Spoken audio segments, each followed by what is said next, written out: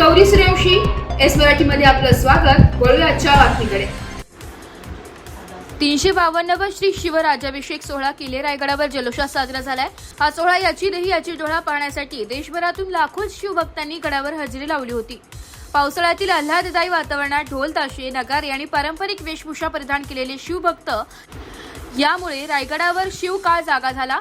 किल्ले रायगडावर आज 352वा राज्याभिषेक सोहळा उत्साहात साजरा झाला। गेली 2 दिवस किल्ले रायगडावर पारंपरिक मर्दानी खेळ, पोवाडे, जागरण, गोंधळ आणि ढोल ताशे नगारे यांच्या आवाजाने शिवकाळ जागा झाला होता। श्री शिवराज्याभिषेक सोहळा समितीच्या वतीने गेल्या अनेक वर्षे रायगडावर अखिल भारतीय शिवराज्याभिषेक दिनोत्सव समितीच्या वतीने या सोहळ्याचे आयोजन केले जाते। या वर्षी देखील समितीने अत्यंत नियोजनबद्ध असे दिमागदार सोहळ्याचे आयोजन केले। यामुळे संपूर्ण रायगड छत्रपती शिवरायांच्या जयघोषाने दुमदुमून गेला। शिवराज्याभिषेक गीताने या सोहळ्याची सुरुवात झाली। विधिवत पूजा केल्यानंतर महाराष्ट्रातील विविध नद्यांच्या आणलेल्या जलाने अभिषेक करण्यात आला। यावेळी संभाजीराजे भोसले आणि त्यांचे पुत्र शहाजीराजे भोसले उपस्थित होते। त्याचबरोबर महाराष्ट्रातील आमदार संजय गायकवाड, आमदार मंगेश चव्हाण यांच्यासह विविध शासकीय अधिकारी देखील उपस्थित होते। युवराज शहाजीराजे छत्रपती यांच्या शुभहस्ते ध्वजपूजन व ध्वजारोहण करण्यात आलं। त्यानंतर छत्रपती शिवरायांच्या पालखीचे आगमन राजसदरेवर झाले।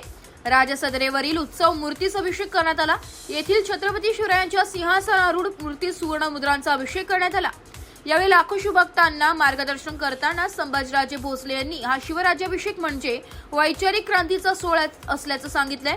त्याचप्रमाणे छत्रपती शिवरायांचा विचार भावी पिढीला देण्यासाठी शिक्षणाची गरज असल्याचं सांगून या शैक्षणिक अभ्यासक्रमांमध्ये महाराजांच्या विषयावरील अभ्यासक्रम असणे गरजेचे असल्याचं सांगितलंय। छत्रपती शिवरायांनी उभ्या केलेल्या गड किल्ल्यांच्या संवर्धनासाठी शासनाकडून विशेष प्रयत्न होत नसल्याची खंत व्यक्त करत शासनाने हे गड किल्ले आमच्या ताब्यात घ्यावे, या गड किल्ल्यांचे जतन करण्याची जबाबदारी आम्ही स्वीकारतो असे स्पष्ट केले। शासनाने हा सोहळा राष्ट्रीय दिन म्हणून देखील साजरा केला पाहिजे असे सांगितले।